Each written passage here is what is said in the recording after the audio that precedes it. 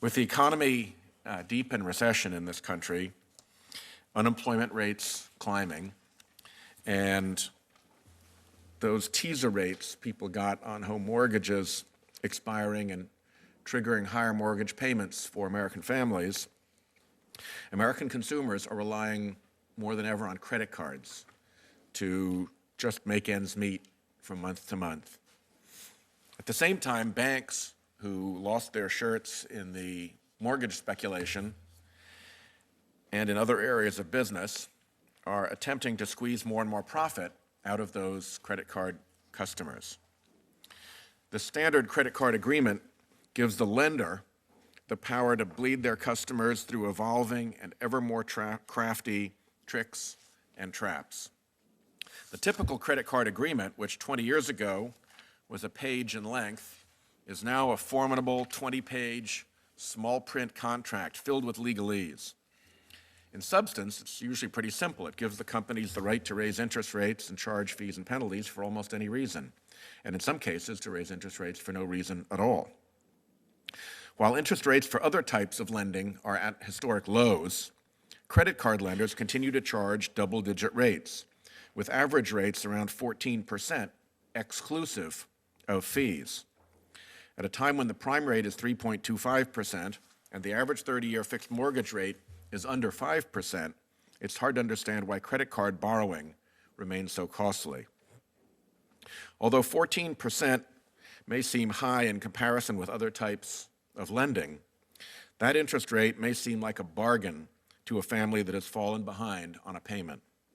When families come up short on their credit card payment, they can find a 10% or 12% annual interest rate morph into a 25% or 30 or 40% penalty rate. Add to that late payment and other penalty fees, and falling behind on a credit card can mean financial ruin. When a family struggles to pay its bills, when a parent gets laid off or unexpected medical expenses arise, that family can enter what Professor Ronald Mann of Columbia Law School has called the sweat box. The sweat box of credit card debt, like any good trap, has an entrance that is easy to wander into. Simply a high credit limit, and pretty soon a high credit balance. If you then get into the position where you can't pay that credit balance off at once, they have you.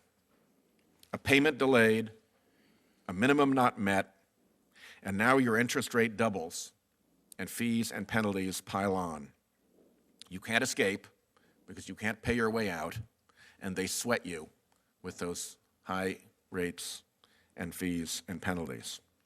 Under this business model, the lender focuses on squeezing out as much revenue as possible in penalty rates and fees, pushing the customer closer and closer to the edge.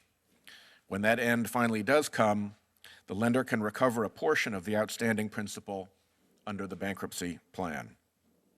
I've introduced legislation that would give consumers leverage to negotiate for reasonable rates with their lenders and ban abusive lenders from using the bankruptcy court system to enforce their excessive interest claims. Under the Consumer Credit Fairness Act, claims in bankruptcy stemming from consumer credit agreements carrying interest above a variable threshold, which would currently be 18.5%, would be disallowed. With the leverage of a bankruptcy threat, a consumer struggling under a 30% penalty rate could negotiate for more reasonable terms.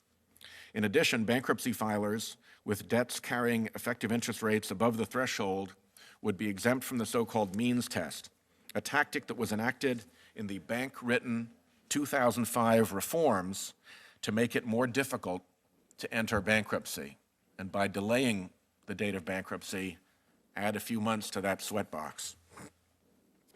In addition to discussing the nexus of abusive credit card terms and bankruptcy in general, I hope that we'll take some time today to explore the Consumer Credit Fairness Act.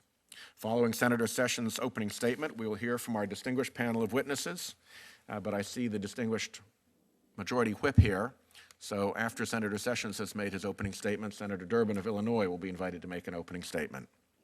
The witnesses are Douglas Corey, a constituent of mine from North Scituate, Rhode Island, who will share his experiences with his credit card lender.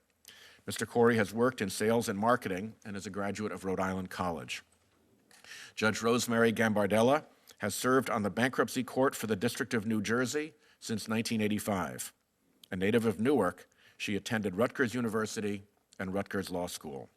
Judge Gambardella is a member of the National Association of Women Judges, the National Conference of Bankruptcy Judges, the American Bankruptcy Institute, and a former member of the Bankruptcy Judges Advisory Group for the Administrative Office of the United States Courts. Professor Adam Levitin of the Georgetown University Law Center is a nationally regarded expert in bankruptcy and consumer law. He has served as special counsel for mortgage affairs for the Congressional Oversight Panel, as an expert witness for the FTC and FDIC on credit card litigation, and as law clerk for the Honorable Jane Roth of the United States Court of Appeals for the Third Circuit. A graduate of Harvard, Columbia, and Harvard Law School, we are grateful that Professor Levitin will be with us. Professor Mark Scarberry of Pepperdine University School of Law is an expert in bankruptcy and contract law. A graduate of Occidental College and the UCLA School of Law, he's a member of the American Bankruptcy Institute Law Review Advisory Board and Pro Bono Task Force. And last, David John is a senior research fellow at the Heritage Foundation and specializes in pensions, financial institutions, asset building, and Social Security reform. Prior to joining the Heritage Foundation, he served on the staff of Representative Mark Sanford of South Carolina. Mr. John has a bachelor and 3 master's degrees from the University of Georgia. We welcome the witnesses, and I now turn to my ranking member, Senator Sessions, for his opening statement. Thank you, Mr.